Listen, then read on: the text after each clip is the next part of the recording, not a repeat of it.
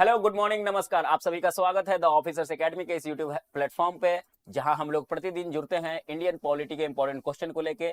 और ये जो इनिशिएटिव है, इस इनिशिएटिव का नाम है 24x7, 24 घंटे लगातार। जी हाँ, 24 घंटे लगातार कहने के लिए और सुनने के लिए थोड़ा सा अजीब लग रहा होगा, लेकिन ये उद्देश्य, एकमात्र उद्देश्य के साथ ये इनिशिएटिव लिया गया है द ऑफिसर्स एकेडमी की तरफ से कि किसी भी बच्चे को किसी भी तरीके की परेशानी है तो उसको क्या किया जाएगा, दूर किया जाएगा, उसको हल किया जाएगा। किस तरीके की परेशानी? एक आर्थिक परेशानी। किस तरह की परेशानी? एक आर्थिक परेशानी। हाँ, आर्थिक परेशानी तो जानते ही होंगे कि हम लोग जिस प्रदेश में रहते हैं, जहां ग्रामीण परिवेश ज्यादा है, जहां के लोग क्या है, मध्यम वर्ग के लोग और निम्न कोटि के लोग ज्यादा हैं, तो उनके लिए आर्थिक परेशानी। और दूसरा क्या है कि आर्थिक परेशानी होने के कारण क्या है, उनके पास समय का अभाव होता है, पढ़ने का समय का अभाव होता है। तो दोनों केस के लिए दो विकल्पों को सिर्फ एक इनिशिएटिव से खत्म कर दिया जा रहा है, एक आर्थिक और एक समय का। ठीक है, और आपको तैयारी कराई जा रही है। आप किसी भी एग्जाम की तैयारी करते होंगे, इससे मैटर नहीं करता है। आप यहाँ पर आइए, जुड़िए और अपनी तैयारी को क्या कीजिए, मजबूत कीजिए। आप पढ़िए और आगे बढ़िए। सफलता आपके कदम चूमने चाहिए। ऑफिसर्स एकेडमी टीम की बस यही उपलब्धता होगी कि उनके साथ जुड़ के आप अपनी सफलता को हासिल करें। ये हमारा 24x7 का जो क्लास है, ये आपको प्रतिदिन मिलेगा। सुबह 6 बजे से लेकर रात्रि के फिर मॉर्निंग 6 बजे तक, मतलब 24 चलते रहेगा, ये रुकेगा ही नहीं। आपको बीच में एक दो टीचर हो सकते हैं कि किसी कारण बस नहीं ले रहे हो क्लास, तो वो नहीं मिलेगा। बाकी आपको सुबह से यूट्यूब पे मिल जाएगा। इवन प्लेलिस्ट भी अब बन चुका है। आप लोग का जो डिमांड था कि प्लेलिस्ट नहीं मिल रहा है सर, प्लेलिस्ट नहीं बन रहा है, बहुत दिक्कत हो रही है क्लास खोजने में, प्लेलिस्ट अवेलेबल है। आपके जो फेवरेट टीचर है, आपके जो टीचर सब्जेक्ट के जो टीचर है, जिनसे आप डेली पढ़ते हैं, उनका प्लेलिस्ट बन चुका है। आप उनके प्रीवियस क्लास को भी देख सकते हैं जो छूटा हुआ है, रिवीजन के लिए री क्लास को देख सकते हैं। तो चलिए, इसी के साथ मैं इस सेशन को शुरुआत करता हूं। मैं आशुतोष कुमार आप लोगों के साथ भारतीय राज्य व्यवस्था, इंडियन पॉलिटी के इंपॉर्टेंट क्वेश्चन के साथ। हम लोग पिछले क्लासों में, विगत क्लासों में इंडियन पॉलिटी से प्रेसिडेंट चैप्टर को पढ़ रहे थे, उसी को आज आगे बढ़ाएंगे। उसी क्रम को आगे बढ़ाते हुए मैं इस सेशन को आज शुरू करूंगा यहां से प्रेसिडेंट के क्वेश्चन से। उससे पहले मैं कमेंट बॉक्स खोल लेता हूं ताकि आप लोगों का कमेंट देख सकूं।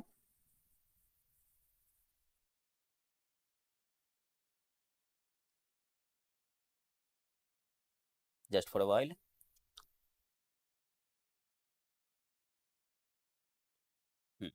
ऑलमोस्ट रेडी है।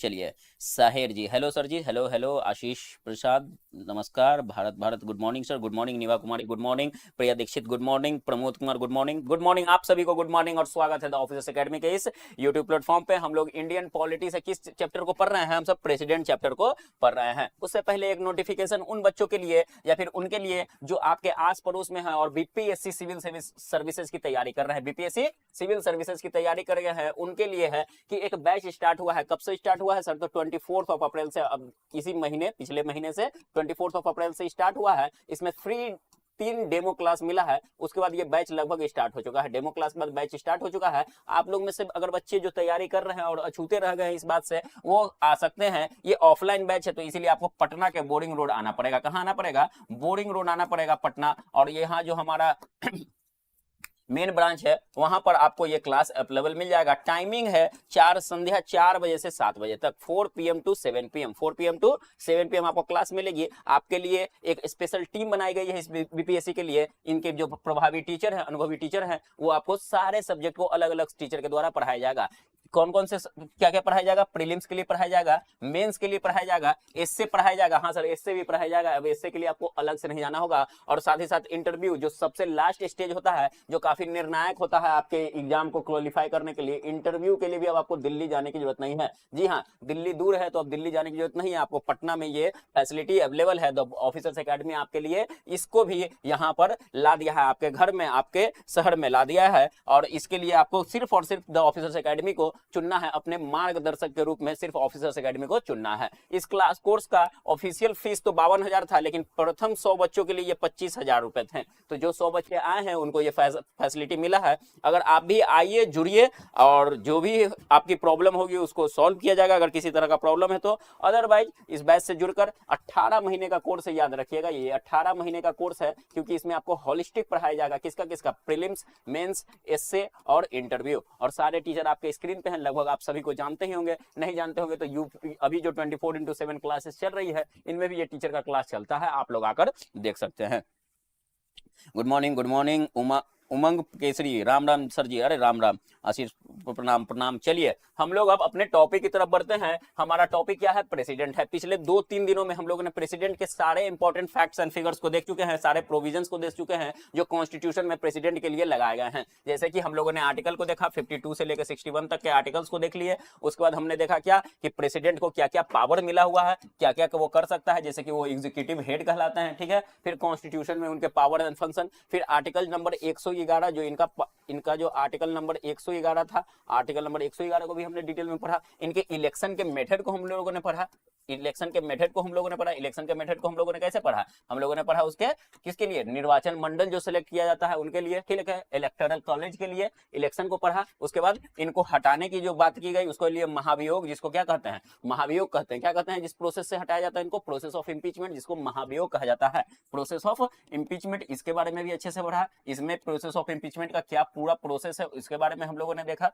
प्रोसेस ऑफ इम्पीचमेंट देख लिया, इसको हिंदी में महाभियोग कहते हैं, इसको भी याद रखिएगा, ये काफी इंपॉर्टेंट टर्म्स है। इसमें मैंने ये भी बताया कि देखिए प्रेसिडेंट को जिस तरह से हटाया जाता है उसी तरीके से सुप्रीम कोर्ट के जज को हटाया जाता है। जी हाँ, प्रेसिडेंट को हटाने का जो तरीका है उसी तरीके से सुप्रीम कोर्ट के जज को भी हटाते हैं। हम लोग सुप्रीम कोर्ट के चैप्टर में देखेंगे, लेकिन यहाँ मैं उसे बता देता हूँ कोरिलेट करके, ताकि क्या हो, आपको आसानी हो समझने में। प्रोसेस जो है, लेकिन क्या कहा जाता है, जब हम लोग प्रेसिडेंट को हटाते हैं तो ये जो प्रोसेस कहलाता है ये महाभियोग कहलाता है। क्या कहलाता है? ये महाभियोग कहलाता है। वहीं जब सुप्रीम कोर्ट के जजेस को हटाया जाता है, सुप्रीम कोर्ट के जजेस को हटाया जाता है, न्यायाधीश सबको हटाया जाता है सुप्रीम कोर्ट के, तो उसको प्रोसेस ऑफ इम्पीचमेंट नहीं कहते हैं, उसको क्या कहते हैं? रिमूवल कहते हैं। क्या कहते हैं सर? इसको रिमूवल कहते हैं। इस बात का याद रखिएगा कि इम्पीचमेंट जो शब्द है, महाभियोग का जो शब्द का प्रयोग किया गया है, सिर्फ और सिर्फ हमारे राष्ट्रपति साहब के लिए किया गया है। क्यों कहा गया? आप जानते हैं कि राष्ट्रपति साहब कितने इंपॉर्टेंट है। इनको फर्स्ट सिटीजन ऑफ इंडिया कहा जाता है। इनको, इनके पास तीनों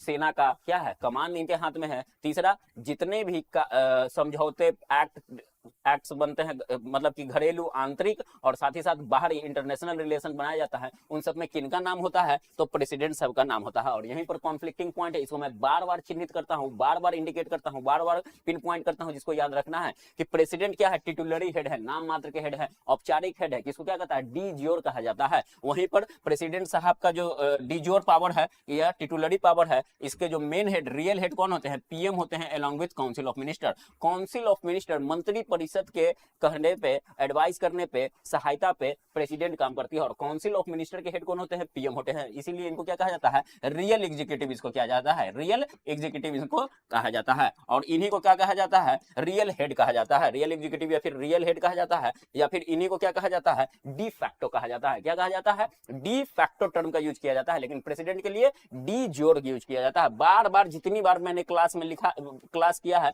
इसको बताया है, क्योंकि बार बार पढ़ाने के बावजूद भी मैंने देखा कि बच्चे लोग क्या करते हैं, इसमें कंफ्यूज रहते हैं या फिर गलत करके आ जाते हैं एग्जाम में। आपको ठीक सही जगह मारना होता है, लेकिन आप गलत जगह मार देते हैं थोड़े से कंफ्यूजन के लिए। डी ज्योर याद रखिएगा। डी ज्योर का मतलब क्या होता है? औपचारिक। औपचारिक होने के कारण किसके लिए यूज किया जाता है? प्रेसिडेंट साहब के लिए किया जाता है, प्रेसिडेंट ऑफ इंडिया के लिए किया जाता है। वहीं पर डी फैक्टो का मतलब क्या होता है सर? रियल होता है। डी फैक्टो का मतलब क्या होता है? रियल होता है, सच्चा होता है, सच होता है, ठीक है। तो ये किसके लिए किया जाता है? प्राइम मिनिस्टर के लिए, प्राइम मिनिस्टर के लिए यूज किया जाता है। इसको याद रखिएगा। किसके लिए यूज किया जाता है? प्राइम मिनिस्टर के लिए डी फैक्टो, और प्रेसिडेंट के लिए डी ज्योर। इसको हमेशा याद रखिएगा। वन लाइनर क्वेश्चन में ये फेमस क्वेश्चन है प्रेसिडेंट के चैप्टर से, तो ये आपको मिल जाएगा। वहीं हम लोगों ने देखा क्या कि इनके ऊपर सारा कार्यकारी शक्तियां इनको दिया गया है। किस आर्टिकल में हम लोगों ने देखा? तो अनुच्छेद नंबर 53 में हम लोगों ने देखा था क्या कि प्रेसिडेंट को, राष्ट्रपति के पास सारे कार्यकारी शक्तियां निहित है। सारी कार्यकारी शक्तियां निहित, शक्ति निहित है, निहित है। ये नाम मात्र के होने के बावजूद भी इनमें निहित है। और मेन इसको कौन यूज करता है? तो इनको पीएम साहब यूज करते हैं, काउंसिल ऑफ मिनिस्टर के साथ। इसको भी बताया गया हमारे कॉन्स्टिट्यूशन में, इसके लिए व्यवस्था दी गई है आर्टिकल नंबर 74 में। आर्टिकल नंबर 74 में इसके लिए बताया गया है कि there shall be a council of minister headed by prime minister who will aid and advise the president of India. कहने का मतलब है कि मंत्री परिषद को नेतृत्व, मंत्री परिषद जिनका नेतृत्व प्रधानमंत्री करेंगे, वही क्या करेंगे? हमारे प्रेसिडेंट साहब को एड करेंगे, सहायता देंगे और एडवाइस करेंगे। दोनों काम करेंगे। क्या कि जो काम उनको करना है ये इनके कहने अनुसार करेंगे। कहने का मतलब है कि ये क्या है? रबर स्टैंप भी इसके लिए। यूपीएससी में एक बार क्वेश्चन पूछा गया था कि president is A rubber stamp, president is A rubber stamp, इस तरह का यूज किया गया था टर्म मेंस के क्वेश्चन में, और उसको जस्टिफाई करना था कि क्या वो रबर स्टैंप है या नहीं है। तो देखिए यहाँ कहा तो जा रहा है कि वो टिटुलरी हेड है, डी फियोर हेड है, लेकिन वो रबर स्टैंप नहीं है प्राइम मिनिस्टर का। तो इनको क्या करना था, इसको डिफेंड करना था कि irrespective of the powers which has been given to the president and this should be executive on the behalf of prime minister, and the advice should be taken from the prime minister and council of minister. He has some discretionary power. कहने का मतलब है कि president के पास कुछ विवेक अनुसार शक्तियां हैं, जैसे कि हम लोगों ने देखा था पैकेट वीटो पावर जो होता है, इनका क्या होता है, विशेषाधिकार शक्तियां होती है या फिर विवेकानुसार शक्तियां होती है, जिन पर इनका हक होता है। इस पर क्या होता है, प्रेसिडेंट साहब पर प्राइम मिनिस्टर और काउंसिल ऑफ मिनिस्टर का जोर नहीं होता है। तो वहां पर क्या होते हैं, इनका अपना एक्शन होता है और इस पर किसी का क्या होता है, जोर नहीं होता है। इसीलिए क्या कहा जाता है कि हो सकते हैं कि वो क्या होगा, उनकी शक्तियां निहित है नाम मात्र की, लेकिन कहीं कहीं पर वो क्या करते हैं कि अपने पावर्स को स्पेशली एक्सक्लूसिवली यूज करते हैं, जैसे कि पॉकेट वीटो के केस में। चलिए ये हो गया। अब हम लोग ये इंट्रोडक्शन देख चुके हैं। चलिए अब हम लोग देखते हैं क्वेश्चन से। कल हम लोग एक टर्म यूज किए थे जिसको मैंने नहीं पढ़ाया था, बोला था कि नेक्स्ट क्लास में पढ़ाऊंगा। आज अगर क्लास के बाद समय बचेगा तो मैं पार्डनिंग पावर ऑफ प्रेसिडेंट बताऊंगा। अगर आज भी समय नहीं बचेगी आज के क्वेश्चन के बाद, तो ये लास्ट टॉपिक होगा प्रेसिडेंट का, पार्डनिंग पावर ऑफ प्रेसिडेंट, क्षमादान की शक्तियां, राष्ट्रपति के पास क्षमादान की जो शक्तियां हैं, जिसके बारे में हम लोग पढ़ेंगे कब, जो चैप्टर खत्म होने के समय में इसको पढ़ लेंगे। आज का क्वेश्चन देख लेते हैं, समय बचेगा तो इसको करेंगे, नहीं तो कल करके प्रेसिडेंट का चैप्टर कंप्लीट करके नेक्स्ट चैप्टर की तरफ चलेंगे। आज के सेशन का पहला नंबर क्वेश्चन आपके सामने स्क्रीन पे अब दिखेगा।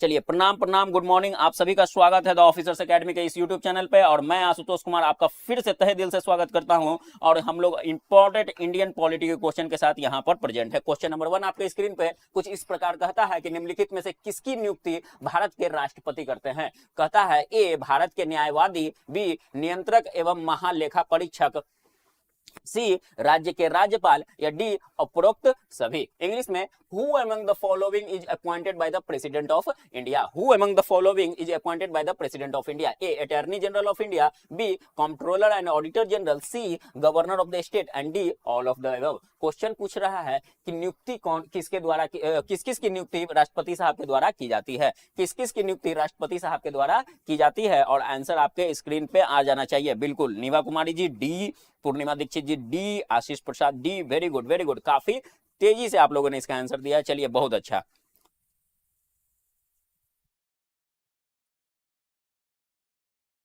सहेर all, if I pronounce your names सही से, अगर मैंने आपका नाम लिया है तो सहेर या शहर, something like that.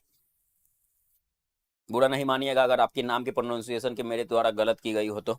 ठक्को Yadav ji good morning, आपका स्वागत है। आजकल आप दिख नहीं रहे हैं, आज कल भी लेट से दिखे थे, आज समय पर दिख रहे हैं, कोई बात नहीं है।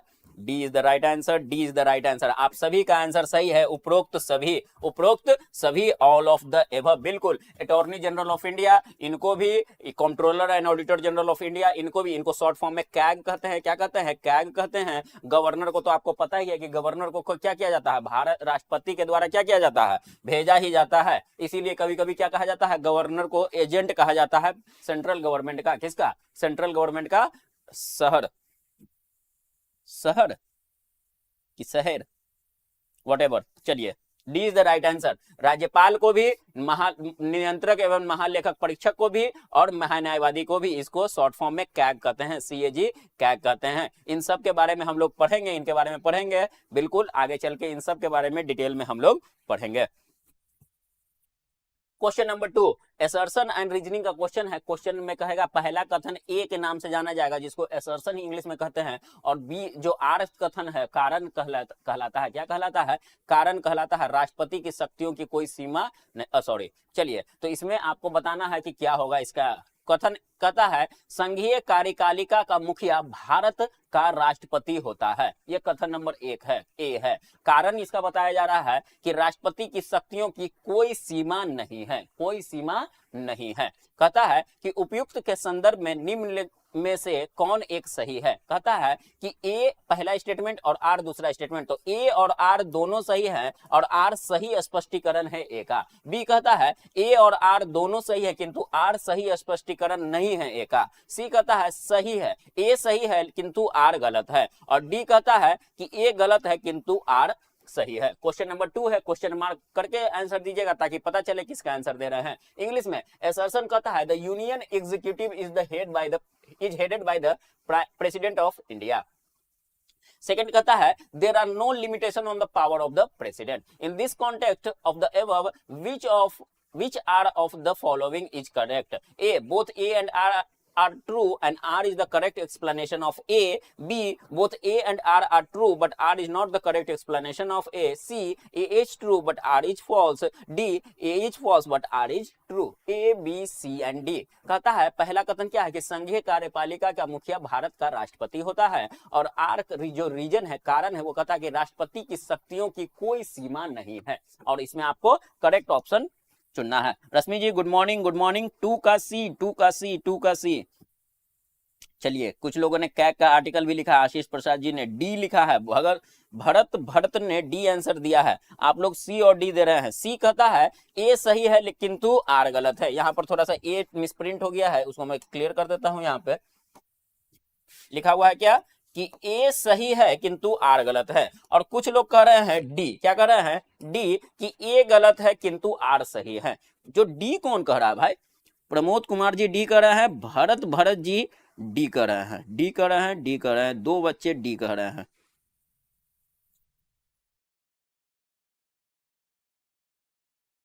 डी, ए गलत है किंतु आर सही है। आई think you should recheck your answer sir. Pramod और भरत जी, आप लोग अब कृपया फिर से स्टेटमेंट को पढ़िए। I think you should recheck your answer.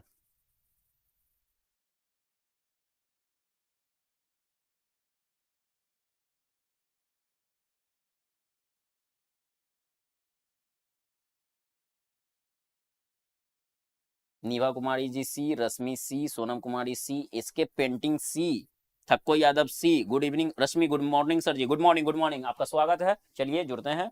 BPSC वाला always for you 845, good morning sir. काफी लंबा नाम है but very good morning to you BPSC वाला साहब। आप जो भी हो, इस नाम से आप जो भी व्यक्ति हो। चलिए देखते हैं स्टेटमेंट को, देखते हैं। स्टेटमेंट कहता है कि संघीय कार्यपालिका का मुखिया भारत का राष्ट्रपति होता है। संघीय कार्यपालिका का मुखिया, बिल्कुल हम लोगों ने देखा ही है कि क्या होता है, इसका मुखिया कौन होता है, कार्यपालिका का मुखिया कौन होता है, भारत का राष्ट्रपति होता है।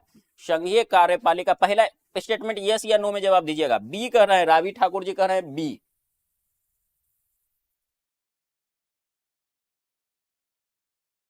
बी आंसर आया है। बी कह रहा है ए एंड आर दोनों सही है किंतु आर सही स्पष्टीकरण नहीं है। रवि ठाकुर साहब, थोड़ी देर के लिए आपने मुझे शॉक कर दिया है। फिर से क्वेश्चन पढ़ दूं, कहीं कोई दिक्कत? बी आंसर दे दिया है मुझे आपने। जो शॉक किया है उसको कैसे रिलीव किया जाए।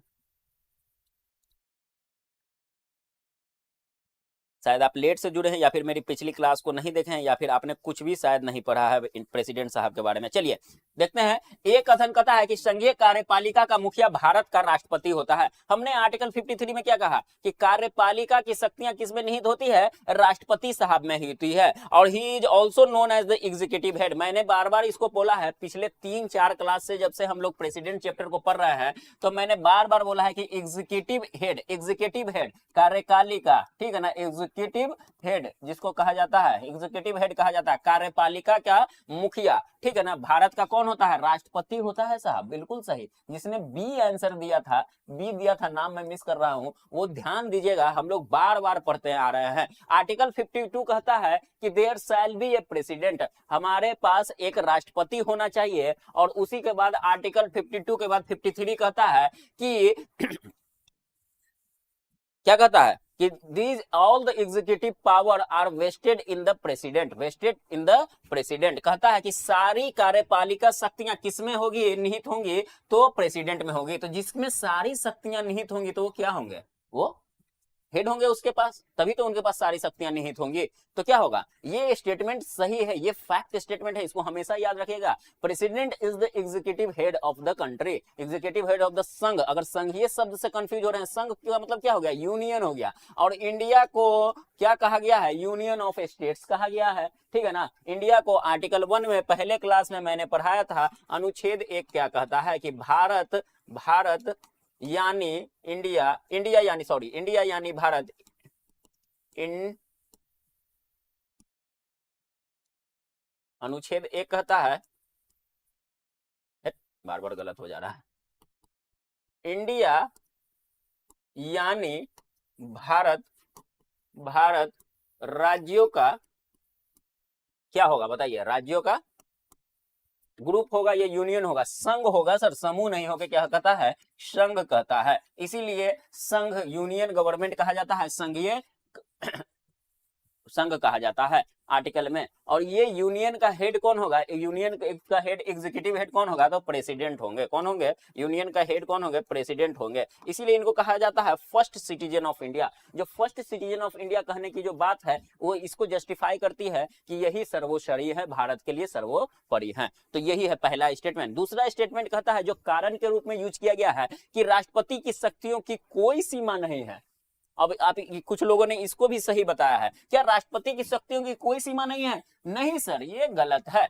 उनकी सीमा ही सीमा है। उनको कुछ ही जगह पे उनका अधिकार दिया गया है जिसमें वो खुद से अपनी शक्तियों का परिवहन कर सकते हैं, यूज कर सकते हैं। अदरवाइज 74 आर्टिकल नंबर 74 में, अनुच्छेद 74 में, संविधान के अनुच्छेद 74 में कहा गया है, मैं इसको आज भी बताया हूं क्या, कि there shall be a council of minister headed by prime minister to aid and advise the president. कहता है कि राष्ट्रपति जो भी कार्य करेंगे उसके लिए केंद्रीय परिषद जो प्रधानमंत्री के नेतृत्व में है वो उनकी सहायता करेंगे, उनको एडवाइस करेंगे। ये बार बार मैं बोल रहा हूँ, आर्टिकल 74 इसको जस्टिफाई करता है कि राष्ट्रपति के पास क्या है, राष्ट्रपति के पास बहुत कम शक्तियां हैं जो खुद यूज कर सकते हैं, बाकी सारी शक्तियां किसको दिया गया है, प्राइम मिनिस्टर, जो कि किसको हेड होते हैं, काउंसिल ऑफ मिनिस्टर के हेड होते हैं। तो ये पॉइंट गलत है सर। तो जिन्होंने बी इसका आंसर दिया था वो भी गलत है, बी वाले भी गलत है और डी वाले भी गलत हैं, क्योंकि किन्होंने डी जो बहुत लोगों ने दिया उसमें लिखा हुआ है आर सही है। R is not the right fact. ये स्टेटमेंट अपने आप में गलत है, ये स्टेटमेंट अपने आप में गलत है। सी इज द राइट आंसर, की ए सही है और आर गलत है। तो आप लोगों में से जितने लोगों ने इसका आंसर सी दिया है वो सभी सही है, वो सभी सही है। Good morning sir. चलिए गुड मॉर्निंग आपको, सॉरी रोज कुमारी जी। चलिए ठीक है, देखिए इसीलिए मैं बार बार कह रहा हूं, तो अभी मैंने बोला यही सब फैक्ट्स एंड फिगर्स क्या है, प्रोविजंस जो आप लोग गलत कर देते हैं। इसीलिए जो पीएम के पास क्या है, एक तरीके से रियल पावर है, रियल एग्जीक्यूटिव हेड है, रियल एग्जीक्यूटिव हेड है एक तरह से, क्योंकि इनको क्या कहा गया है, इनडायरेक्टली इनके पास सारे पावर को क्या कर दिया गया है, शिफ्ट कर दिया गया है, रियल एग्जीक्यूटिव हेड है। लेकिन क्वेश्चन अगर पूछे कि अगर एग्जीक्यूटिव हेड किसको कहा गया है संविधान में, तो ये कहा गया है प्रेसिडेंट साहब को, ये कहा गया है। तो आंसर प्रेसिडेंट होगा, लेकिन इसको यूज करते हैं कौन करते हैं, तो इनको यूज करते हैं कौन, पीएम साहब यूज करते हैं। तो यही इसका फैक्ट है।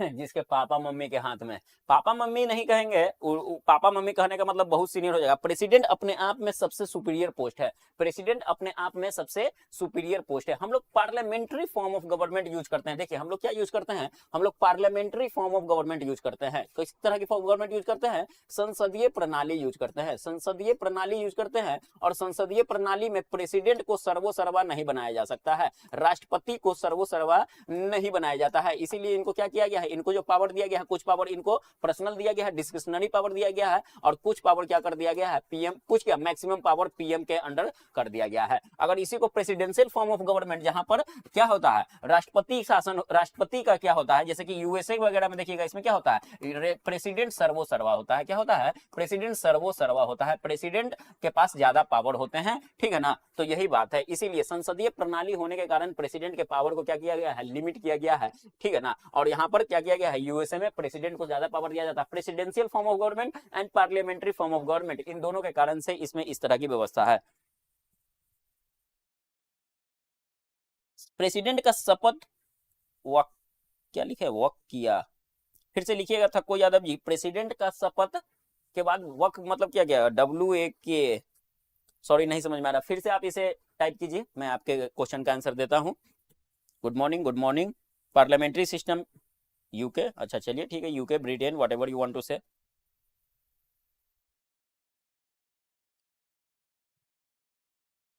इसका आंसर क्या होगा, इसका आंसर सी होगा। प्रणाम प्रणाम। नेक्स्ट क्वेश्चन है क्वेश्चन नंबर 3, भारत के राष्ट्रपति के संदर्भ में निम्नलिखित में से कौन कथन सही है? ए, राष्ट्रपति अपने पद की अवधि समाप्त हो जाने पर भी तब तक बना रहता है जब तक उसका उत्तराधिकारी अपना पद ग्रहण नहीं कर लेता है, पहला। बी कहता है राष्ट्रपति संसद का संयुक्त अधिवेशन बुलाता है, संयुक्त अधिवेशन बुलाता है। नीचे दिए गए कूट से सही उत्तर चुनिए, एक तथा दोनों, केवल एक, केवल दो, ना तो एक और ना ही दो। इंग्लिश में, with reference to the president of India which of the following statement is oblique are correct? A, president continues to hold the office even after the expiry of his term until his successor joins. B, president summons the joint session of the parliament. Select the correct answer using the code given below. Option है A both A 1 and 2, B 1 only, C 2 only, D neither 1 neither 2। दो question, दो statement दिया गया है और उसमें बताना है कि कौन कथन सही है और कौन कथन गलत है। Good morning sir, good morning Ashish Prasad ji, good morning Ashish Prasad ji. 3 का ए, सोनम जी 3 का ए, 3 का ए, 3 का ए कह रही है, एक तथा दोनों, दोनों सही है। रवि गुप्ता बी, फिर रवि गुप्ता जी ने बी कहा है, बी में कहता है केवल एक, बी कह रहा है ऑप्शन ए कह रहे हैं सही है, बी गलत है।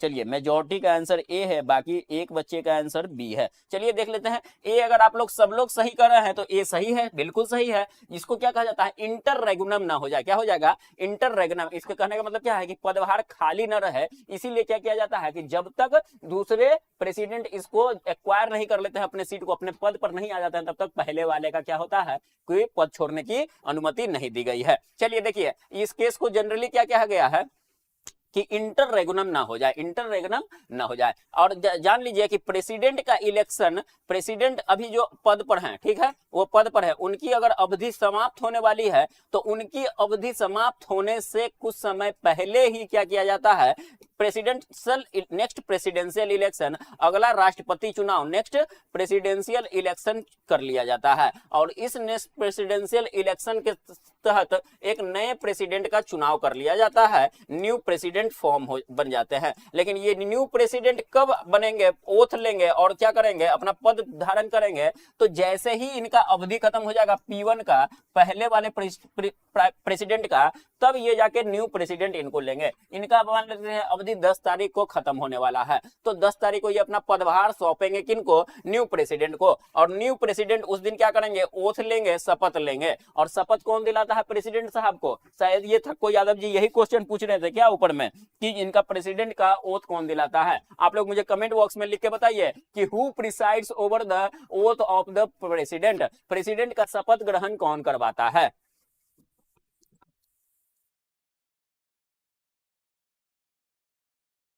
I need your answer.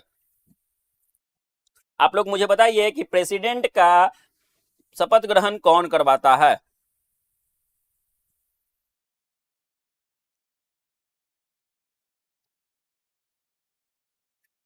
चलिए बहुत बढ़िया, आशीष प्रसाद जी का आंसर आ चुका है, बहुत बढ़िया।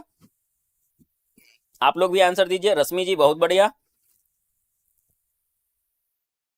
पूर्णिमा दीक्षित जी बहुत बढ़िया, बिल्कुल। ओथ, ओथ, और ओथ के लिए आर्टिकल कौन सा है? चलिए आप लोग के लिए एक और क्वेश्चन है सप्लीमेंट्री के लिए कि ओथ के लिए आर्टिकल कौन सा है, किस आर्टिकल में ओथ की बात की गई है, शपथ की बात की गई है। न्यू प्रेसिडेंट को जो ओथ दिलाएगा या फिर किसी भी प्रेसिडेंट को ओथ दिलाने का सबसे पहला पदभार किसको दिया गया है? चीफ जस्टिस ऑफ इंडिया को। किसको? सर्वोच्च न्यायालय के मुख्य न्यायाधीश को। सेकंड पॉइंट कहता है कि राष्ट्रपति संसद का संयुक्त अधिवेशन बुलाता है। सर किसने इसको गलत बोला है? सर आप लोगों में से किस बच्चे ने इसको गलत बोला है? एक बच्चा तो मुझे पता है बी उनका आंसर दिया था, उसके बाद भी अगर कोई कमेंट बॉक्स दिया होगा तो सर मैंने पिछले 5-6 क्लास से इसको बार बार बता रहा हूं। कितनी बार हमने ज्वाइंट सिटिंग को लगभग आधे घंटे तक एक क्लास में डिस्कस किया है। ज्वाइंट सेशन, संयुक्त सत्र किसको कहते हैं? संयुक्त अधिवेशन या फिर संयुक्त सत्र। क्या आप कंफ्यूज हो गए थे संयुक्त अधिवेशन नाम से? संयुक्त सत्र या फिर संयुक्त अधिवेशन एक ही है, ठीक है ना। और संयुक्त सत्र को बुलाता बुलाता कौन है ज्वाइंट सेशन को? तो बुलाता है, समन कौन करता है? समन कौन करता है? तो इनको समन करते हैं प्रेसिडेंट साहब करते हैं। The president of India summons the joint sitting of both the house of parliament. इसको याद रखिएगा। और मैंने बार बार बताया है कि प्रेसिडेंट साहब इसको बुलाते हैं, लेकिन इसकी अध्यक्षता हु प्रिसाइड्स ओवर, इनकी अध्यक्षता कौन करता है? सेकेंड ज्वाइंट सेशन को की अध्यक्षता कौन करता है? तो इनकी अध्यक्षता करते हैं स्पीकर साहब। ये मैंने बार बार बता रखा है। आप अगर मेरे प्रीवियस क्लास को देखेंगे तो इस पर हम लोगों ने काफी विशेष रूप से चर्चा किया है। मैंने बार बार बोला था कि ये इंपॉर्टेंट पॉइंट है। आर्टिकल नंबर 52 नहीं है मैम, ओथ 52 में नहीं है। आप लोगों ने 52 कहा, 52 में लिखा हुआ है कि there shall be a president, हमारा एक राष्ट्रपति होगा, भारत का एक राष्ट्रपति होगा। Article number 52 is not the right answer. Oath के लिए अलग आर्टिकल है। आप लोग, मैंने बताया है इसको पिछले 3-4 क्लास में, मैंने पूरे को लिख के बताया है। आर्टिकल नंबर 52 से 62 तक को लिख के बताया है। बिल्कुल, लोकसभा के अध्यक्ष होते हैं जो इनकी अध्यक्षता करते हैं, इसको भी याद रखिएगा। अगर बुलाने का काम संयुक्त सत्र का किसका है? प्रेसिडेंट साहब का है। तो अध्यक्षता कौन करते हैं? स्पीकर साहब अध्यक्षता करते हैं। स्पीकर कौन होता है? तो लोकसभा के क्या होते हैं? वो अध्यक्ष होते हैं, जिनको स्पीकर कहा जाता है।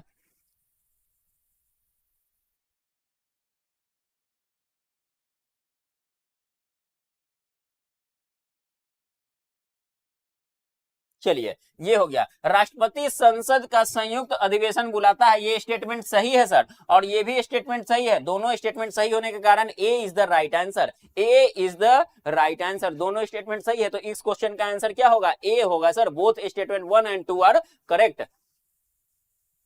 क्वेश्चन नंबर 4, किसने कहा राष्ट्रपति का आपातकालीन अधिकार संविधान के साथ धोखा है? फिर से पढ़ देता हूं। किसने ये वाक्य कहा है कि ये यहां पर से शुरू होता है स्टेटमेंट कि राष्ट्रपति का आपातकालीन अधिकार संविधान के साथ धोखा है? A K M Munshi, B B N Rau, C K M Nambiar, या फिर डी एच एन कुंजरू।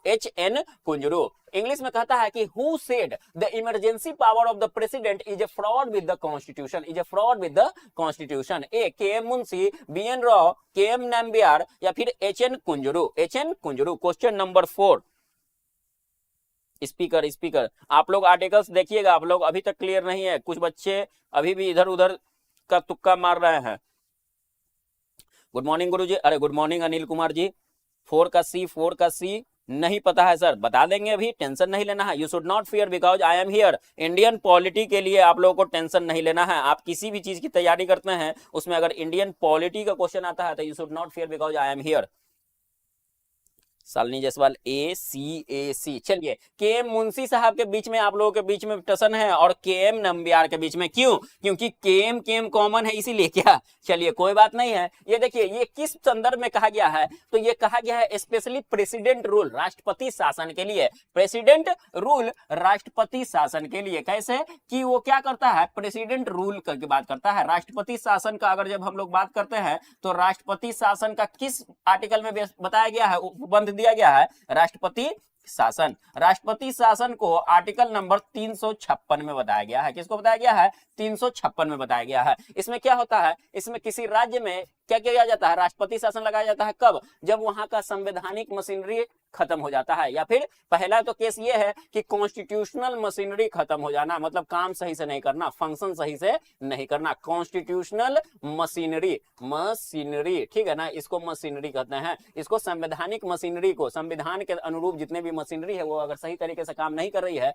तो पहला केस ये है जिस केस में लगाया जा सकता है। दूसरा, अगर सेंटर क्या करती है, अगर केंद्र जब राज्य को, स्टेट को कोई ऑर्डर पास करती है, ऑर्डर देती है, और उस ऑर्डर को फॉलो नहीं करता है state, if state don't follow that order, state don't follow, तो किसी भी कारण बस से, irrespective of the circumstances in which the state is in, उससे मतलब नहीं है। अगर वो फॉलो नहीं करेगी तो उस केस में भी क्या किया जाएगा? प्रेसिडेंट रूल लगाया जाएगा। उस केस में भी राष्ट्रपति शासन लगाए जाएंगे। मेजॉरिटी ऑफ द बच्चे ये तो जानते होंगे कि कॉन्स्टिट्यूशनल मशीनरी के फेल होने के कारण क्या किया जाता है? प्रेसिडेंट रूल लगाया जाता है, जो गवर्नर बताती है कि सर यहाँ पर इस तरह से व्यवस्था है और आपको प्रेसिडेंट रूल लगाना चाहिए।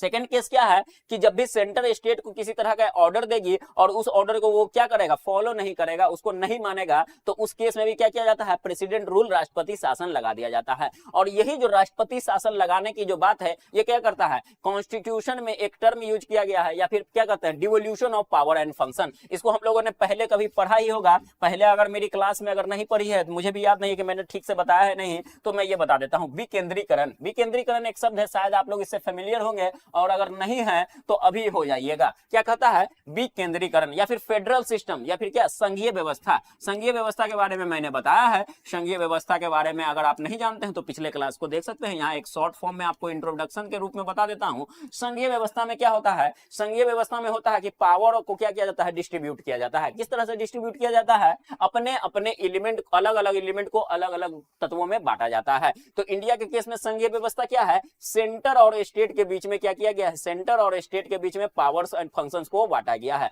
पहला सेंटर और दूसरा स्टेट। और इस संघीय व्यवस्था में क्या बताया गया है कि सेंटर के पास ज्यादा पावर है, सेंटर के पास ज्यादा पावर है और स्टेट के पास कम पावर है, ठीक है ना। तो इसको इसलिए भी कहा जाता है कि इंडिया का जो संघीय व्यवस्था है, फेडरल सिस्टम है, वो क्या है, फेडरल सिस्टम तो है, लेकिन क्या है, bias toward the centre, bias toward the centre, या फिर यूनिटरी का भी कभी कभी फॉर्म ले लेता है। किस फॉर्म में यूनिटरी लेता है साहब, तो इसी आर्टिकल नंबर 356 के तहत प्रेसिडेंट रूल के समय में क्या लेता है, ये एक पहला केस ये है, 356 के समय में ये यूनिटरी हो जाता है, एकात्मक हो जाता है।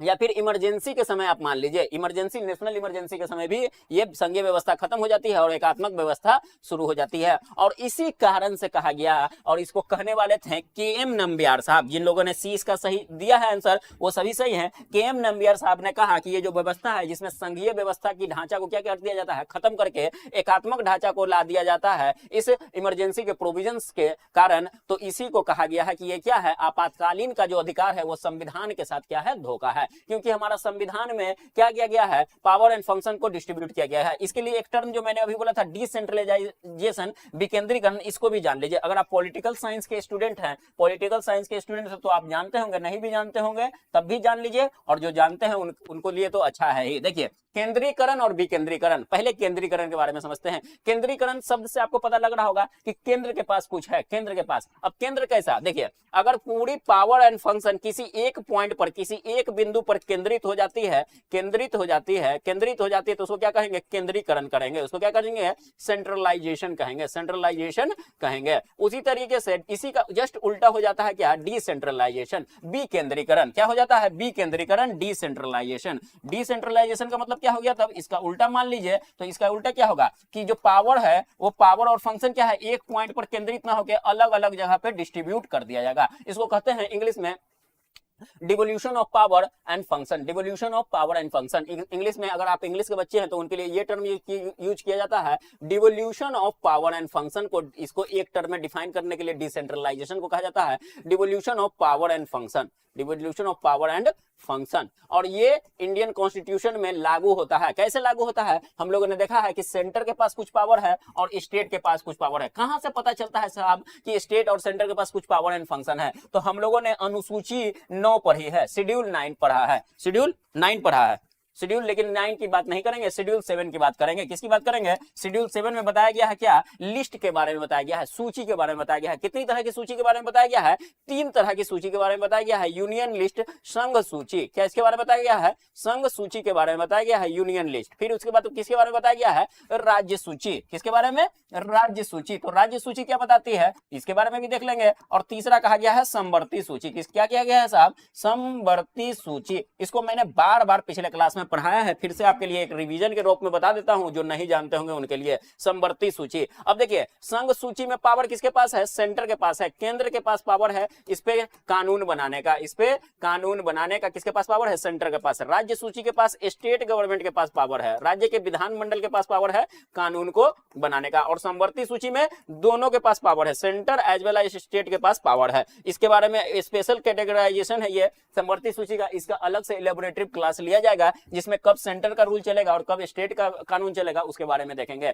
और यही जस्टिफाई करता है सर, ये सूची जस्टिफाई करता है क्या, कि केंद्र के पास कौन सी शक्तियां हैं और कौन से फंक्शन है, राज्य के पास कौन सी शक्तियां हैं और कौन से फंक्शन है। और यही क्या कहलाता है, डिसेंट्रलाइजेशन या फिर फेडरल कैरेक्टर। ये क्या कहलाता है, फेडरल कैरेक्टर संघीय व्यवस्था, फेडरल कैरेक्टर संघीय व्यवस्था या फिर डिसेंट्रलाइजेशन। इसको कॉमन टर्म में यूज किया जा सकता है। पॉलिटिकल टर्म में इसको कैसा यूज किया जाता है, इसको यूज किया जाता है फेडरल के टर्म में, पॉलिटिकल टर्म में, इंडियन पॉलिटी में कहा गया है। और इसको हम लोग फेडरल कैरेक्टर को हम लोगों ने कहां से लिया है, मैंने पहले बताया था कि ये जो फेडरल है संघीय व्यवस्था है, ये कहां से लिया गया है, किस संविधान से लिया गया, तो कनाडा से लिया गया है। याद रखिएगा, यूएसए से नहीं लिया गया है। यूएसए कंप्लीट फेडरेशन है, USA is a complete federation. इस पर मैंने पूरे क्लास में पूरे तरीके से डिटेल में बताया है, आप लोग पिछला क्लास देख सकते हैं। फेडरल कनाडा से लिया गया है, फेडरल कैरेक्टर जो इंडिया का है वो कनाडा से लिया गया है, ठीक है ना। और यहाँ पर क्या कहा गया है, इसको यूनियन ऑफ स्टेट कहा गया है, इसको भी याद रखिएगा। ये व्यवस्थाएं थी और इसका आंसर क्या होगा, केएम नंबियार होगा, केएल नंबियार होगा। बिल्कुल सही, जिन लोगों ने केएम नंबियार या फिर सी कहा है ऑप्शन, वो सब सही है। गुड मॉर्निंग, प्रणाम। सी क्वेश्चन नंबर 5 आपके सामने है। यह कहता है कि वह राष्ट्र का प्रतिनिधित्व करता है परंतु राष्ट्र का नेतृत्व नहीं करता है। यह उक्ति इनमें से किस पर लागू होती है, लोकसभा के अध्यक्ष पर, राष्ट्रपति पर, प्रधानमंत्री पर या भारत के मुख्य न्यायाधीश पर। क्या युक्ति है, क्या स्टेटमेंट है साहब, तो यह है वह राष्ट्र का प्रतिनिधित्व करता है। दोनों शब्द में डिफरेंस है, प्रतिनिधित्व करता है परंतु राष्ट्र का नेतृत्व नहीं करता है, नेतृत्व नहीं करता है। किसके लिए ये युक्ति यूज की गई है, लोकसभा के अध्यक्ष के लिए, राष्ट्रपति के लिए, प्रधानमंत्री के लिए या फिर भारत के मुख्य न्यायाधीश के लिए। सॉरी, बढ़िया शिल्पी कुमार जी, कनाडा है। He represents the nation but does not lead the nation। कहता है कि he represents the nation but not lead the nation। This dictum applies to whom of the following? Speaker of the लोक सभा, president, prime minister या फिर chief justice, या फिर chief justice. ये इजी क्वेश्चन है, इसका आंसर आप लोग सही देंगे, मुझे ऐसा आशा है। 5 का बी, कुछ लोग 5 का ए दे रहे हैं, रोज कुमारी, सॉरी ये ROJ, रोज कुमारी जी इनका आंसर दे रहे हैं ए। बाकी सभी ने बी दिया है, जैसे शालिनी जायसवाल जी ने, शिल्पी कुमारी ने, पूर्णिमा दीक्षित जी ने, सोनम कुमारी, थक्को यादव बी, आशीष प्रसाद बी। हाँ शालिनी जायसवाल जी, आपका कमेंट मैंने देख लिया है, बी है। आप लोग कट पेस्ट करते हैं क्या, इतना जल्दी जल्दी बहुत कमेंट करते हैं। एक बार आपने आंसर दे दिया, मेरी निगाह सब पर है, आप लोग टेंशन नहीं लीजिएगा, मैं सबको देख रहा हूँ। रोशनी कुमारी बी, रश्मि बी, मनीषा कुमारी सी, भारत क्या नाम है, सॉरी सर आपका नाम क्या है, भरत है या भारत है, अगर हिंदी में टाइप कर सकते हो तो, भारत है या भरत है। शालिनी जायसवाल बार बार कमेंट की जा रही है। चलिए आप सही है शालिनी जायसवाल जी, मैं बता देता हूँ, B is the right answer. आप बार बार इसको कमेंट कर रही है, B is the right answer. Mahesh Kumar ने भी, अनिल कुमार ने भी, रोशनी कुमारी ने भी, B is the right answer. जी हाँ, ये जो हम लोग पहले जो बात कर रहे थे, क्या किस तरह की बात कर रहे थे, कि प्रेसिडेंट को क्या किया गया है, प्रेसिडेंट को पावर एंड फंक्शन की जो बात करते हैं, कि जिसमें इनको क्या किया गया है, नाम मात्र की शक्तियां दी गई है, नाम मात्र की शक्तियां दी गई है, इसीलिए इसको कहा गया है कि आप प्रतिनिधित्व तो करिएगा। ये क्या करेंगे, ये अगर इंडिया के अंदर किसी कोई भी कानून बनेगा, कोई भी अगर कानून बनता है इंडिया के अंदर, तो इस पे मोहर, साइन एंड सील किसका होगा, प्रेसिडेंट साहब का होगा। ये लिखा गया है कि under the sign and seal of president, under the sign and seal of president. और इसीलिए आर्टिकल नंबर 111 भी मैंने पढ़ाया है आप लोगों को। ये जस्टिफाई कैसे होता है, ये आर्टिकल नंबर 111 से जस्टिफाई होता है। आर्टिकल नंबर 111 क्या कहती है, कि प्रेसिडेंट के पास 3 शक्तियां हैं, कि क्या बिल को जब लोकसभा और राज्यसभा से, संसद के द्वारा बिल अगर पारित हो गई है, तो उसको फाइनल सहमति के लिए किसके पास भेजा जाता है, प्रेसिडेंट के पास भेजा जाता है। और प्रेसिडेंट के पास 3 ऑप्शंस अवेलेबल है। पहला कि वो अपनी मंजूरी दे दे, सही। दूसरा वो अपनी मंजूरी न दे, हटा दें। और तीसरा कि वो कोई एक्शन न ले, जिसको इंग्लिश में क्या बोलता है, विथहोल्ड द बिल। इसको पॉकेट वीटो इसी को कहते हैं। विथहोल्ड द बिल कहने का मतलब कि कोई एक्शन न लेना, कोई एक्शन न लेना, कोई कार्य नहीं करना, इसी को क्या कहते हैं, पॉकेट वीटो कहते हैं। पॉकेट वीटो आपके एग्जाम के लिए इंपॉर्टेंट होता है, इसीलिए बार बार पॉकेट वीटो का जब भी टर्म आता है मैं आपको लिख देता हूं कि पॉकेट वीटो में क्या होता है। पॉकेट वीटो में पॉकेट में बिल चला जाता है, कहने का मतलब है प्रेसिडेंट साहब अपने पॉकेट में रख लेते हैं और कोई काम नहीं करते हैं। लेकिन वो पॉकेट में बिल लेकर नहीं घूमते हैं। बिल क्या होता है, काफी बड़ा डॉक्यूमेंट होता है, उसमें बहुत सारे पेजेज होते हैं, तो उनके टेबल पर लाई किया हुआ रहता है, रखा हुआ रहता है, उस पर वो कोई एक्शन नहीं लेते हैं। तो इसको जस्टिफाई कौन करता है, इसको जस्टिफाई करता है आर्टिकल नंबर 11। चलिए देखिए, ये इनका क्या है, ये इनका डिस्क्रिशनरी पावर है, लेकिन बाकी जितने भी कार्य ये करेंगे ये किनके नेतृत्व में करेंगे, तो प्राइम मिनिस्टर जो भी इनको कहेगा वही वो करेंगे। Article number 111। बहुत बढ़िया, बहुत बढ़िया, आपका कमेंट बॉक्स आ रहा है, में आ रहा है। B is the right answer. Good morning sir. Mahadev की दीवानी शिखा, अच्छा शिखा जी गुड मॉर्निंग, काफी अच्छा नाम लिखा है आपने, महादेव की दीवानी। भारत हूँ, बहुत बढ़िया, भारत नाम है आपका, और भारत के संविधान को आप पढ़ रहे हैं हमारे साथ। वीटो पावर, बहुत बढ़िया।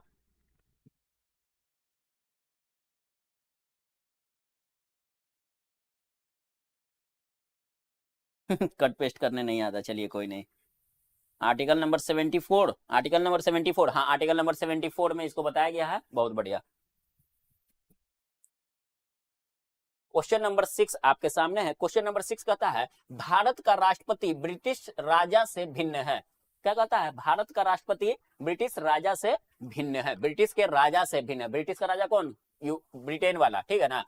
दूसरा कारण कहता है कि भारत के राष्ट्रपति का पद अमेरिका के राष्ट्रपति से मिलता है। कहने का मतलब कि दोनों का पद सिमिलर है। कहता है कि उपयुक्त के संदर्भ में निम्नलिखित में से कौन सा एक सही कूट है। दोनों ए और आर सही है और आर ए का सही स्पष्टीकरण है। दोनों ए और आर सही है परंतु आर ए का सही स्पष्टीकरण नहीं है। सी ए सही है परंतु आर गलत है। डी ए गलत है परंतु आर सही है। इंग्लिश में असर्शन कहता है president of India is different from the British king, and B reason कहता है office of Indian president is similar to that of America. Which one of the following in this context is true? Both A and R are true, but R is the correct explanation of A.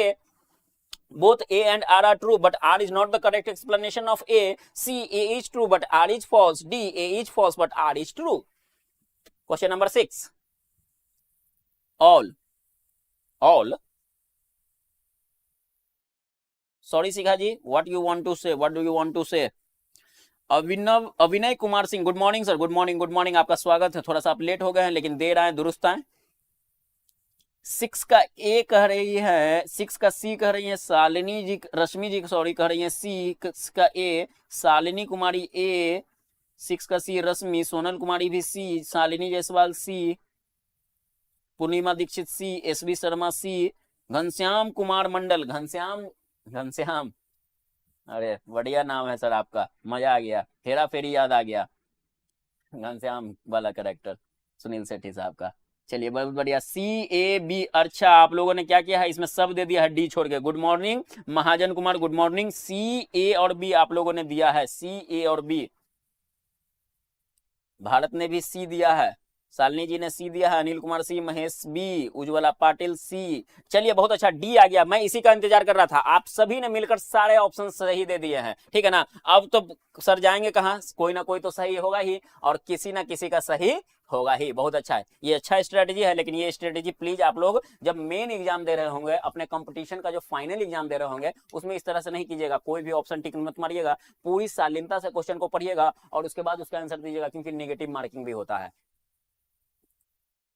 Majority का answer C है, ए सही है परंतु are गलत है। ए सही है परंतु आर गलत है। चलिए सी आप लोग मेजोरिटी कर रहे हैं तो बहुमत की सरकार बनेगी और सी सही हो जाएगा। ए सही है और आर गलत है। कैसे, भारत का राष्ट्रपति ब्रिटिश राजा से भिन्न है। जी हाँ भिन्न है, कैसे भिन्न है, चलिए हम लोग देखते हैं। हम लोगों ने रिपब्लिक पढ़ा था, क्या पढ़ा था, गणराज्य पढ़ा था। क्या पढ़ा था सर, गणराज्य पढ़ा था। बार बार मैं पढ़ा रहा हूं लेकिन बार बार आप लोग मिस कर रहे हैं, कुछ बच्चे इसको गलत ले रहे हैं, समझ नहीं पा रहे हैं, पता नहीं क्या इशू आ रहा है। देखिए गणराज्य में क्या कहा जाता है कि हेड ऑफ द गवर्नमेंट और हेड ऑफ द स्टेट, क्या किसको चुना जाएगा, गणराज्य में कहता है कि हेड ऑफ द स्टेट, कहता का मतलब है कि राज्य के प्रमुख को चुना जाएगा, राज्य के प्रमुख को चुना जाएगा। कैसे चुना जाएगा सर, डायरेक्ट और इनडायरेक्ट इलेक्शन से, प्रत्यक्ष या फिर अप्रत्यक्ष निर्वाचन से। तो राज्य के प्रमुख इंडिया का कौन है, प्रेसिडेंट साहब है, राष्ट्रपति साहब है। और हम लोग प्रेसिडेंट साहब को कैसे चुनते हैं, हम लोग प्रेसिडेंट साहब को चुनते हैं इनडायरेक्ट इलेक्शन से, अप्रत्यक्ष रूप से। चलिए हिंदी में लिख देता हूं, अप्रत्यक्ष रूप से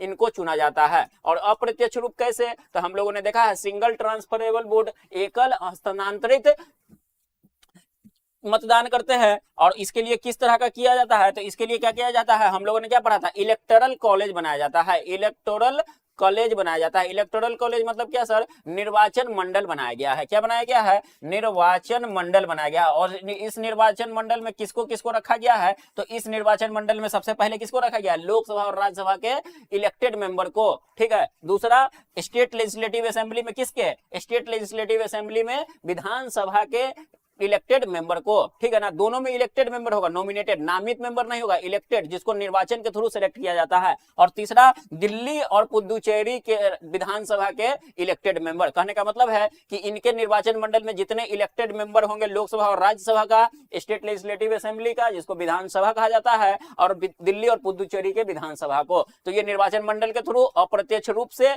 हम लोग किनको चुनते हैं, हमारे राज्य के प्रमुख को चुनते हैं, प्रेसिडेंट को। और यही दर्शाता है कि हमारा इंडिया कैसा है, गणराज्य है। इसको हम लोगों ने कहां पढ़ा है, प्रियम्बल में पढ़ा था, प्रियम्बल में, प्रस्तावना में पढ़ा था। क्या पढ़ा था साहब, कि इंडिया के बारे में पहला लाइन क्या कहता है, we the people of India having solemnly resolve to constitute India into a sovereign socialist secular sovereign socialist secular democratic Republic.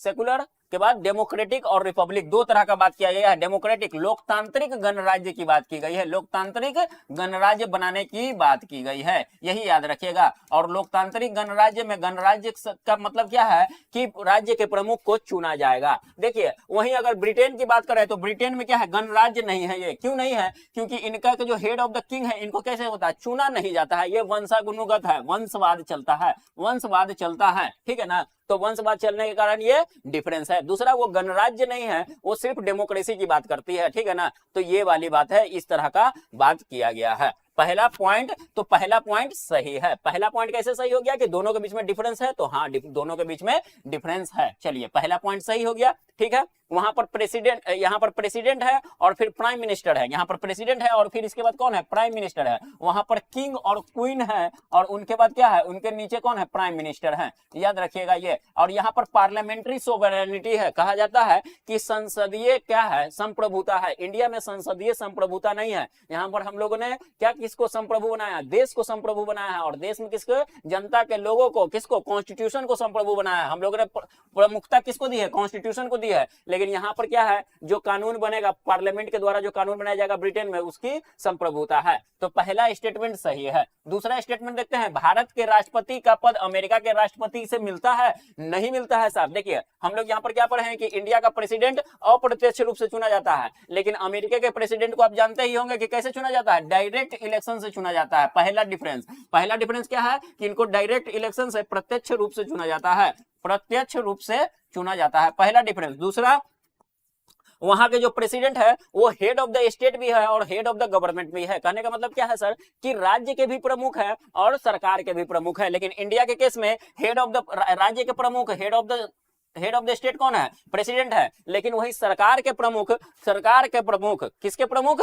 India में सरकार का प्रमुख कौन है, इंडिया में सरकार का प्रमुख प्राइम मिनिस्टर है। याद रखिएगा, प्रधानमंत्री है सरकार का प्रमुख, जिसको हेड ऑफ द गवर्नमेंट कहा जाता है। सरकार का प्रमुख, ये दोनों अलग अलग व्यक्ति है। यहाँ पर ये प्राइम मिनिस्टर है। याद रखिएगा, कौन है, प्राइम मिनिस्टर है, ठीक है। तो ये डिफरेंस है दूसरा नंबर, कि यहाँ पर दोनों अलग अलग हैं, यहाँ पर दोनों सेम है। Head of the government and head, HOG, head of the government and head of the state, HOS, head of the state, दोनों सेम पर्सन है, ठीक है ना। और वो कौन है, वो वहां के प्रेसिडेंट साहब हैं, जो अभी जो बाइडेन है, ठीक है ना। तो ये उनका, ये दो मेजर डिफरेंस है। बाकी बहुत सारे डिफरेंस है। पार्लियामेंट्री फॉर्म ऑफ गवर्नमेंट और प्रेसिडेंशियल फॉर्म ऑफ गवर्नमेंट का जब डिफरेंस देखेंगे तो उसमें पता चलेगा और भी सारे डिफरेंस। जैसे कि इनको क्या करा जाता है, ये इनका जो है ये सेपरेट होते हैं, लेजिस्लेचर से ये सेपरेट होते हैं, लेकिन ये लेजिस्लेचर के साथ होते हैं। याद रखिएगा, प्रेसिडेंट का एसेंट होता है किसी बिल को कानून बनाने में, लेकिन यहाँ पर ये क्या होते हैं, ये अपने लेजिस्लेचर से अलग होते हैं। जी sir. Head of the government PM, बहुत अच्छा। प्राइम मिनिस्टर बहुत अच्छा, PM है बहुत अच्छा। आप लोग का सहयोग मुझे मजा दे रहा है आप पढ़ाने में, लेकिन आप लोग से कुछ बच्चे से मैं खफा हूं, मैं बार बार इन सब चीजों को पढ़ाया हूं। अगर आप लोग में से कोई भी बच्चे इसको नहीं समझ पा रहे हैं, प्रीवियस क्लास में इसके बारे में काफी डिटेल में पढ़ाया हुआ है, मेरे द्वारा ही बनाया गया है, मेरा प्लेलिस्ट अवेलेबल है, और मेरे के बाद और भी बहुत सारे लोग पढ़ाते हैं। अगर मेरा देखना चाहते हैं तो आप मेरा देखिए, ऐसा कोई जोर जबरदस्ती नहीं है कि मेरा ही क्लास देखिए, ठीक है ना।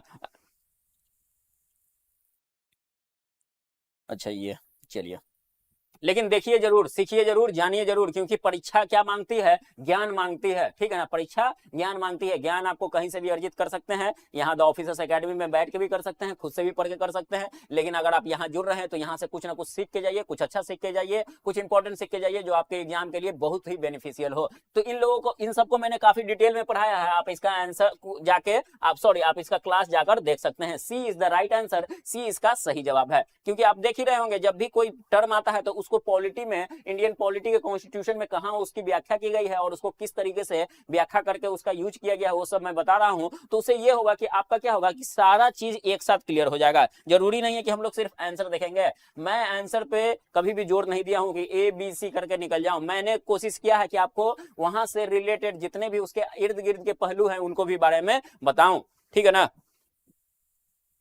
दुर्गेश कुमार जी राधे राधे सर जी, राधे राधे, आप सभी को नमन है, आप सभी को प्रणाम है। आप जिस तरीके से बोलिए ओम श्री ओम, राधे राधे, प्रणाम, जिस तरह से कर रहे हैं। चलिए, कोमल कुमारी सी, हाँ C is the correct answer. Question number 7 कहता है, फिर यही है एसर्शन और रीजन का क्वेश्चन है। कथन 1 जो एसर्शन है ये कहता है अपने कार्यालय के दौरान भारत के राष्ट्रपति के विरुद्ध किसी भी न्यायालय में मुकदमा नहीं चलाया जा सकता है, नहीं चलाया जा सकता है। इसका कारण कहता है राष्ट्रपति का पद संविधान के ऊपर होता है, राष्ट्रपति का पद संविधान के ऊपर होता है। ए, ऑप्शन नंबर ए। चलिए आंसर दीजिएगा तो क्वेश्चन नंबर लिख के आंसर दीजिएगा। आई एम सॉरी, ये नाम मैं शायद सही पढ़ रहा हूं या नहीं, दुखनी। अगर मैं सही हूं तो आपका स्वागत है, गुड मॉर्निंग आपको भी, गुड मॉर्निंग आपको भी, दुखनी कुमारी। चलिए क्वेश्चन नंबर 7 का स्टेटमेंट हम लोगों ने पढ़ रहा है, आंसर देखते हैं क्या कहता है। ऑप्शन ए कहता है कथन और कारण दोनों सही है और कारण कथन का सही स्पष्टीकरण है। बी, कथन और कारण दोनों सही है परंतु कारण कथन का स्पष्ट नहीं करता है। कथन सही है, मतलब ए कथन सही है परंतु कारण गलत है, और कथन गलत है परंतु कारण सही है। एसर्शन करता है during his tenure the president of India can not be prosecuted in any court. Reason, the office of president is above constitution. A, assertion and reason both are true but the reason is the correct explanation of the assertion. Assertion and reason both are true but the reason is not the correct explanation of assertion. C, assertion is true but reason is false.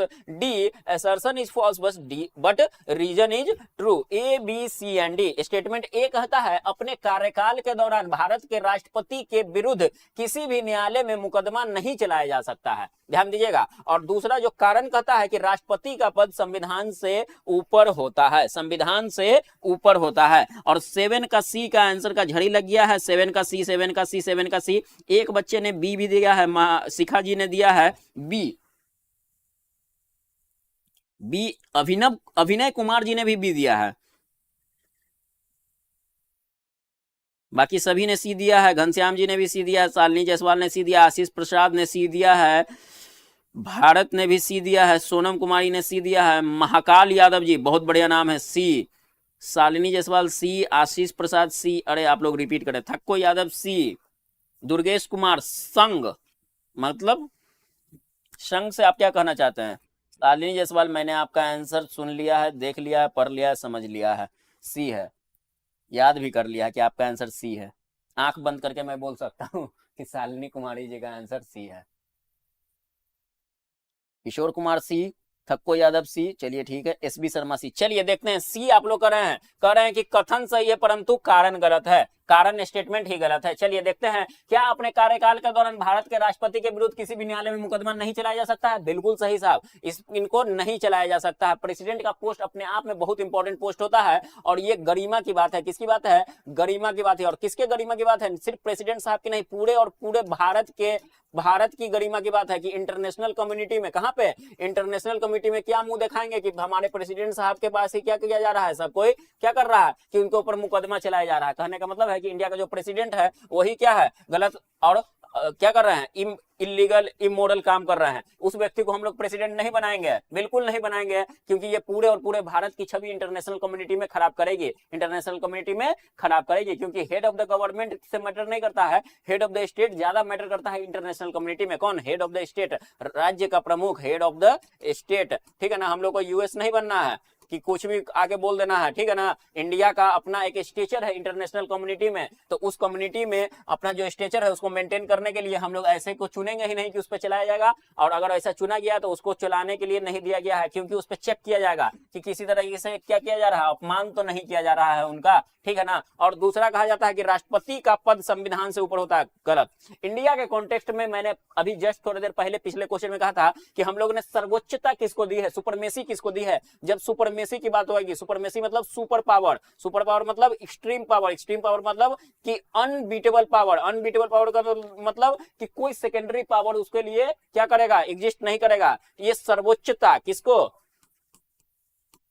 सर्वोच्चता किसको दिए हैं, हमने अपने संविधान को दिया है, याद रखिएगा, ये सर्वोच्चता हमने अपने संविधान को दिया है और किसी को नहीं दिया है, किसी को नहीं दिया है, संविधान को दिया है। वहीं पर जब ब्रिटेन की बात कर रहे थे तो ब्रिटेन किसको दिया है, अपने पार्लियामेंट को सर्वोच्चता दिया है, उन्होंने सुपरमेसी अपने लेजिस्लेचर को दिया है, ठीक है ना, पार्लियामेंट को दिया है। और हम लोगों ने किसको दिया है, सिर्फ और सिर्फ संविधान को दिया है। तो राष्ट्रपति का जो पद है वो नो डाउट बहुत इंपॉर्टेंट पद है, बहुत रेपुटेटेड पद है, और ये पूरे भारत की गरिमा को मेंटेन करती है इंटरनेशनल कमेटी में, लेकिन ये भी संविधान के अंतर्गत आएंगे। संविधान में इनकी व्याख्या की गई है आर्टिकल नंबर 52 में कि there shall be a president, हमारे भारत का एक राष्ट्रपति होगा, लेकिन ये जो राष्ट्रपति होगा ये किसके अंदर होगा, संविधान के अंदर होगा भाई साहब, सॉरी, ये संविधान के अंदर होगा। क्यों? क्योंकि इनका पद भी निर्धारण किसके द्वारा किया गया है, संविधान के द्वारा किया गया है। And right from the beginning, जिस समय से हम लोगों ने संविधान का निर्माण किया वहीं पर हम लोगों ने बता दिया कि संविधान से ऊपर कोई नहीं है, इंडिया में संविधान से ऊपर कोई नहीं है।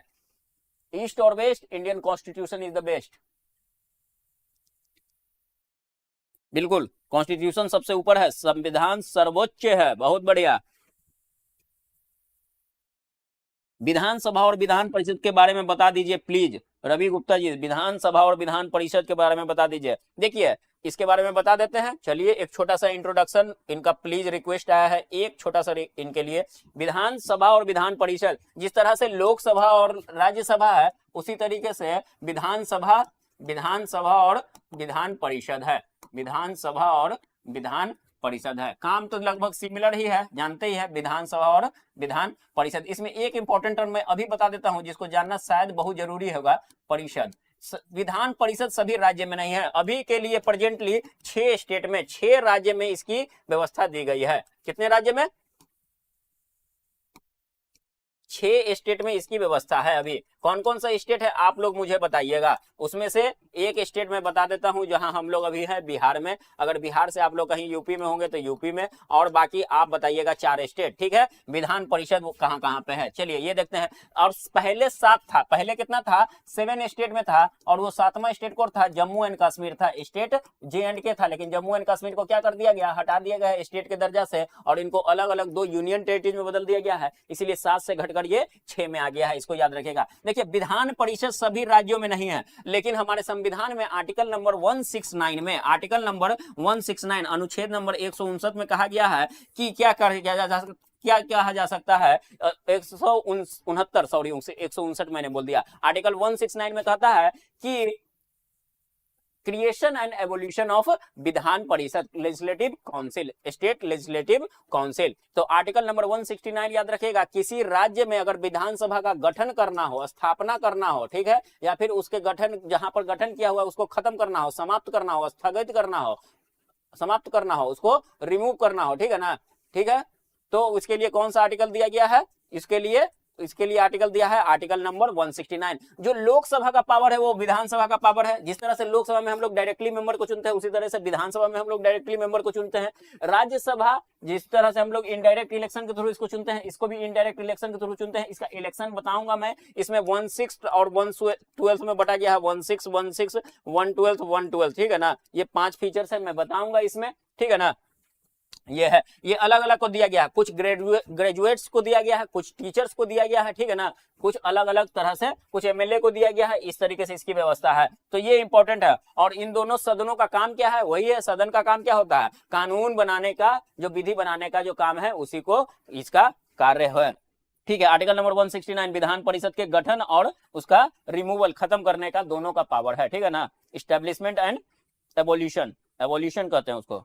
6 स्टेट, एक बच्चे ने इसका आंसर लिखा है, बिहार और यूपी तो मैंने ही बता दिया है। अच्छा, शिखा जी ने लिखा है, ये है क्या, ये है हम लोग। और विधानसभा विधान परिषद जब स्टेट लेजिस्लेचर में हम लोग आएंगे, अभी हम लोग क्या है, यूनियन में है, यूनियन में है हम लोग। यूनियन में प्रेसिडेंट को पढ़ रहे हैं, किसको पढ़ रहे हैं, प्रेसिडेंट को पढ़ रहे हैं। इसके बाद वाइस प्रेसिडेंट, लगभग चैप्टर खत्म हो गया प्रेसिडेंट का। बस एक टॉपिक बच गया है जो इंपॉर्टेंट है, pardoning power of president. Pardoning power of president 4:44 हुआ है, 10 मिनट में ये खत्म कर दूं या कल इसे पढ़ाओ। आप लोग मुझे कमेंट बॉक्स में बताओगे कि राष्ट्रपति के क्षमादान की शक्तियां मैं अभी बताऊं, 10 मिनट में बताऊंगा तो जल्दी जल्दी बताना पड़ेगा, ये बात याद रखना।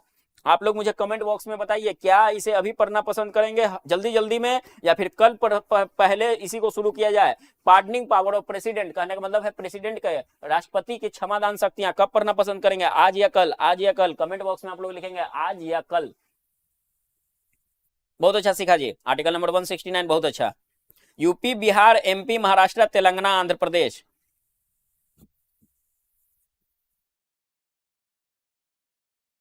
राजस्थान नहीं है क्या, भारत जी कर रहे हैं कल।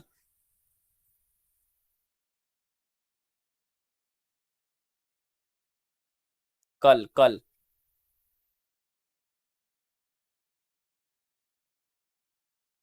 कल सही होगा, कल। हाँ, कल बताऊंगा तो अच्छे से पूरे डिटेल में बताऊंगा, कम से कम 10-15 मिनट लगेंगे इसको बताने के लिए, क्योंकि 5 तरह के क्षमादान की बात की गई है। कितने तरह की बात की गई है, 5 तरह के क्षमादान की बात की गई है। और एक बात याद रखिएगा, अगर मैं कल इसे बताऊंगा तो साथ ही साथ प्रेसिडेंट और साथ ही साथ गवर्नर का, दोनों का को रिलेशन बता दूंगा, क्योंकि अलग अलग नहीं पढ़ाना पड़ेगा। आज प्रेसिडेंट में बता दिया है तो प्रेसिडेंट के साथ साथ गवर्नर का भी बता दूंगा, ताकि क्या होगा, आप लोग का यहीं पर ये टॉपिक खत्म हो जाएगा क्षमादान वाला। तो फिर जब गवर्नर, स्टेट लेजिस्लेचर में गवर्नर आएंगे तो इसको मैं यहां नहीं बताऊंगा, पर्टिकुलरली कंपैरेटिव बता दूंगा और सबका अलग अलग आर्टिकल बता दूंगा और अलग अलग व्यवस्था बता दूंगा।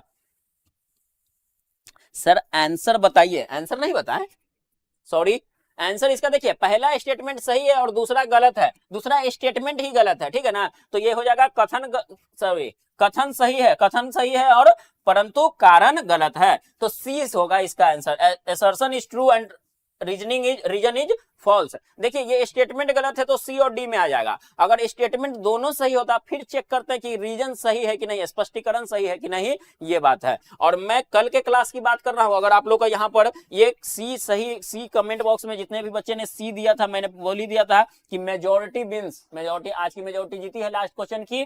कल हम लोग क्लास में क्या पढ़ेंगे, कल हम लोग क्लास में पढ़ेंगे क्या, कल हम लोग क्लास में पढ़ेंगे राष्ट्रपति की क्षमादान की शक्तियां। क्या पढ़ेंगे, राष्ट्रपति के क्षमादान की शक्तियां, पार्डनिंग पावर ऑफ प्रेसिडेंट। आप लोग आइएगा जरूर, आप लोग अपने दोस्तों को भी बुलाइएगा जिनको नहीं पता होगा, ठीक है ना। बोल दीजिएगा कि आशुतोष सर पढ़ाने वाले हैं, अगर समय मिले तो आके देख लेना। लाइव देखना होगा लाइव देख लेना, लाइव नहीं देख पाओगे तो बाद में कल सुबह 3:30 बजे नहीं उठ सकते हो तो 5 बजे, 6 बजे, 7 बजे, 8 बजे जब जागा तब सवेरा है तुम्हारे लिए, तुम लोग को यूट्यूब पे मिल जाएगा, ठीक है ना। तो आप लोग में से भी जो भी लाइव जुड़ना चाहते हैं लाइव जुड़िएगा, और मुझे विश्वास है कि आप लोग लाइव ही जुड़िएगा, क्योंकि लाइव पढ़ाने में जो मजा है, ये इंटरैक्टिव क्लास है। ये भले ही ऑनलाइन क्लास हो रहा है लेकिन मैं कोशिश करता हूं कि इसको मैक्सिमम इंटरैक्टिव रखूं, ताकि लगे कि ये फील आए कि नहीं सर भी बोल रहे हैं, हम भी बोल रहे हैं, पूछ रहे हैं, बता रहे हैं, तो मजा आ रहा है। बाकी ऑनलाइन क्लास तो आपको जानते ही है कि वन वे कम्युनिकेशन होता है, टीचर पढ़ाते जाते हैं और स्टूडेंट सुनते जाता है। तो मेरा ये उद्देश्य नहीं है, मेरा कोशिश रहता है कि जितने भी मैं क्लास लूं इंटरैक्टिव लूं,